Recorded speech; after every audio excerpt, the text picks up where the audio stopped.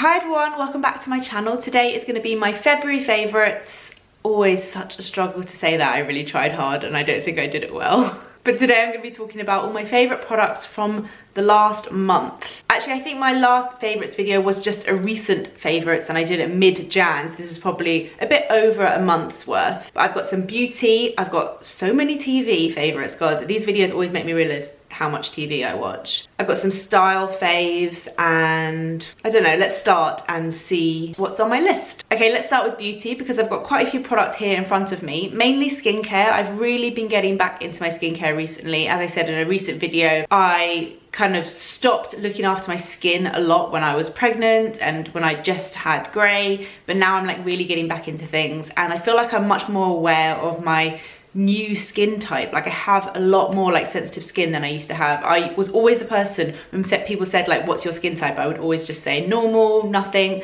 rarely get spots, don't react to anything, definitely not sensitive. But now I have to kind of say slightly sensitive, a little bit eczema prone. So I do have to be quite careful with the products I use. A lot of products I use are fragrance free, but not all of them, because sometimes if there's a bit of fragrance it's alright, it's okay. But a lot of them are quite clean beauty products, whatever that might mean. But let me show you some of the products I've been loving recently. I feel like I'm getting paler and paler. The sun is coming through the window and I swear I look more bronzed in real life. First one is from Pi, which if you do have kind of more sensitive skin or you're into like natural beauty products, Pi is such a great brand to go to. All their products are really, really lovely. And I was looking for an SPF that was good for sensitive skin. I find that SPF really reacts to my lips especially. I can't use lip products that have SPF in it, so I want to use an SPF every day, especially at the moment because I'm doing laser on my face, but also if you're using any sort of like glycolic acid or retinol, you have to use SPF the day after. But a lot of the SPF products I just felt were either really thick and white or my skin weren't reacting well to them, so I thought I would give this a go. I ordered it on their website. It's called the Hello Sunshine Sensitive Sunscreen Protection. Oh no, that's just the French translation. Sensitive sunscreen, and I love it. It just comes in this really cute little yellow tube. It's great. I don't know what to say. It's SPF 30, so obviously it protects your skin really well. I don't think you need higher than 30 on your face really. So it comes out as a kind of yellowy colour. Let me rub it on my hand and show you.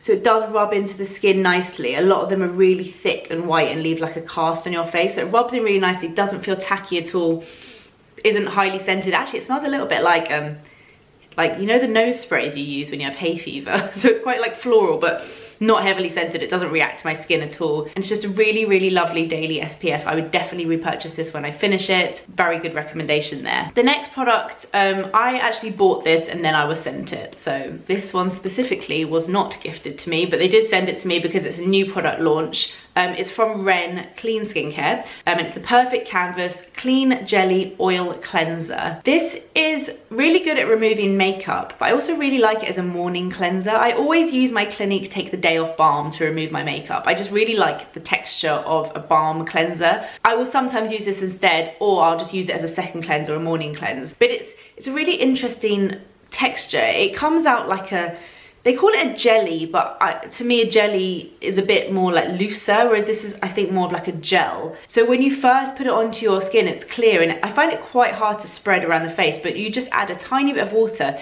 and it emulsifies, and then it's so easy to spread over your face and it removes makeup so well. It doesn't have a scent, it doesn't really have a scent. And then I wash it off with a muslin cloth and it removes all my makeup and makes my skin feel so great, like clean but not squeaky clean, like really hydrated. And I obviously just love the packaging. I feel like skincare at the moment is like really colourful. You'll see the next product I talk about as well. Anyway, packaging aside, that is not important. It's a really, really nice cleanser. And if you're not into balms, if you're not into creams, I personally don't like a foaming cleanser. This is a really nice like alternative texture to try, this kind of jelly texture. It feels really good on the skin, so I would definitely recommend that. The next one I've been using every morning since I was sent it is from Elemis, a brand I also really recommend. It's part of their superfood range, which is really funny because it's a range that Rich actually loves for his skincare. This is the Cica Calm Hydration Juice. I don't really know what Cica is as an ingredient, but I know that La Roche-Posay use it a lot, and that's another brand that I really trust and I love it, and I know it's all about hydration. So this product has cucumber and aloe vera juice in. I think it's got like a really high percentage of aloe vera juice, and you can feel it. So in the morning I've been using a vitamin C serum first and then this as my like hydrating serum. I mean, you can see how much I've used already. I think I'm gonna finish this pretty quickly and I would definitely buy another one. It feels really refreshing on the skin, which sometimes for me in the morning, especially after a shower, if your skin is feeling a little bit kind of red and like hot maybe, it just instantly calms your skin. And I love the way it feels. It feels like you're just kind of like throwing a bucket of water over your face, like really, really hydrating. Again, love the colourful packaging, but it's also just a really good like pump. I use kind of like one large pump, and I also spread it all the way down my neck and like décolletage area. Is that what it's called? This is such a great serum. I haven't tried a serum that I've liked this much in a really long time. Bit of a random beauty favourite, but this is from Mitchum.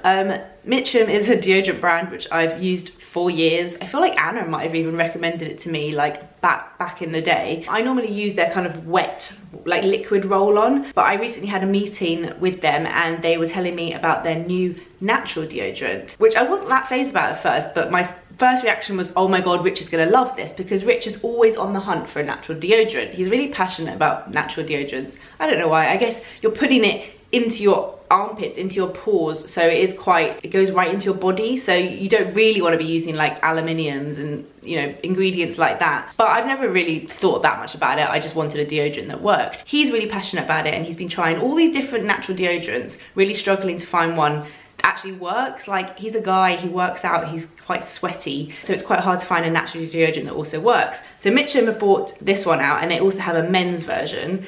They use a natural bamboo powder, and this one's like a eucalyptus scent, and it's the first time they've got a natural deodorant, so I bought it home for Rich. He's given it a go and he loves it, and he was like, oh my god, it actually works. He's over the moon. So I thought, well, I'll give this one a go. It's different to the liquid one that I normally use. It's like a cream, which I don't love as much. It's a bit, I feel like I'm like pulling my armpit a little bit too much. It's kind of harder, but it does really work, and it's so nice to be using a natural deodorant. So it smells really good as well. It's like really fresh. So I've been using this and loving it. So if any of you are as passionate as Rich is about finding a natural deodorant that actually delivers as well, that's a good one. I've got one makeup favourite, and this is from the new Chanel collection, which I've just forgotten the name of. I think it's something to do with Sahara Desert, maybe. It's like a really gorgeous collection. Everything's like really pretty pinky hues, which I love for makeup. I think if you're used to wearing warm brown tones and you want to do something a little bit different, but you're too scared of colour, moving slightly away from brown into that kind of pinky brown is a really nice like safe zone. That's something a little bit different.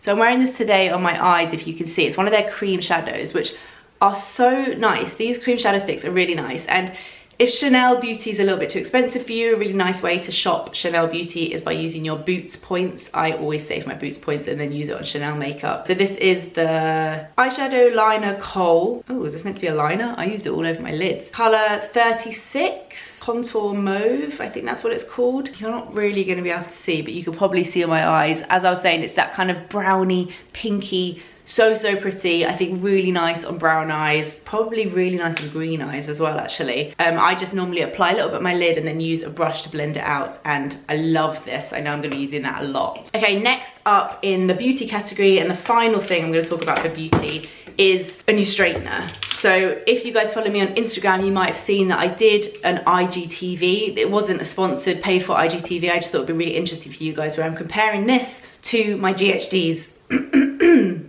Sorry. This is the L'Oreal Professional Steam Pod 3.0, 0.3, the third one, basically. Steam Pod has been around forever, but as far as I'm aware, I've never tried one before, but I think the old Steam Pod used to have this like whole water tank that it was attached to, and it was a bit clunky to use. They're still bigger than most straighteners, but let me tell you guys, oh my god, you need to go watch my IGTV. These are amazing. So if you've never heard of Steam Pod, the idea is that it's a straightener that uses water to steam your hair. So it's a bit like, you know, back in the 60s, my mum used to iron her hair. It's like if you were to use a steam iron on your hair. So it's got the normal hot plates in the middle. It's got this little brush here on the end. It's got arrows to show you. You always have the brush going down. But on the side, the new one has a really little water tank that just comes off, and then you get with it this little bottle that you fill with water, pop it in the hole, fill this with water, pop it back in. It's so easy. And here I am making it look difficult because I'm trying to do it on camera. Pop it back in, And then if you go watch my video, you'll understand, but it had this kind of motorized sound to it. So when you straighten your hair, it's like, and it has 180 degrees or 200 degrees, and it just makes your hair so straight. It does it quicker, and it makes it feel like you've had a blow dry. It just feels different to when you're using straighteners. I can't quite get right to the root because they're so big. I wish they were slightly thinner, but I've been using these every time I straighten my hair from curly to straight. I still prefer my GHDs for kind of curling it. I used these today to curl it, and as you can see, like, I couldn't really get both sides the same. It's kind of dropped, and it's a bit of a different look really to the GHDs. But I just would recommend these so much. Worth absolutely every penny. If you have frizzy curly hair and you like to straighten it, these are a dream. So happy with them. I'm very grateful that I was sent these to try. Okay, let's move on. I think I'll save TV to the end because I've got so many recommendations and maybe not everyone's into TV recommendations, so I'll save those to the end. Lifestyle I've put here. First of all, a cookbook. Me and Rich have been using this so much. For the nights when we're not doing HelloFresh, we've been picking recipes from here and buying all the ingredients we need. It's the green roasting tin. Again, I think this was a recommendation from Anna. I've now got everyone I know onto it. My sister and my brother-in-law use it. Actually, both sisters are loving it, and my parents. It's such a good book. The idea is that they are recipes, vegan and vegetarian recipes. They also have like a meat one and a fish one if you prefer that, where you just have to put everything in a roasting tin, and that's all you have to do. So prep time is so minimal. A lot of the recipes, they take like an hour to cook, but it's perfect, especially if you have kids, because you can just do it all before like bath and bed, put it all in the roasting tin, put it in the oven for an hour, do bath and bed, come down and your dinner's ready. And it's got like really interesting recipes, things that I would never think of. Last night we made kind of like a minestrone soup. I've never made a minestrone soup in a roasting tin before. Like I would always do it in a pan. You literally put in like the raw pasta and it cooks. And I don't know why that seems so confusing to me, but it's just not something I would have done before. There are some really amazing recipes. I folded down some of the pages. All-in-one kale and borlotti minestrone, so that's the one we had the other night. Oven-baked shakshuka, the roasted peppers, tomatoes, chilies with eggs. Crispy sprouts and artichoke gratin. Like, I mean, so good. Really recommend this. I'll put the link below if you are interested. And then this is not so much a book recommendation, this is a bookmark recommendation. So this was sent to me by Papersmiths, which is just one of my favorite places for stationery, beautiful stuff. How cute is this? I think it's really hard to find a good bookmark, but this one's so great because it's metal. Let me show you without losing my page. It's a little lobster, and it's like kind of like a metal, and then this bit pops out like that, and you slip it over the page so it doesn't move, and that's what I really like. Let me put it back on so I can show you. So now it's on the page, and then the little lobster tail sticks out the top.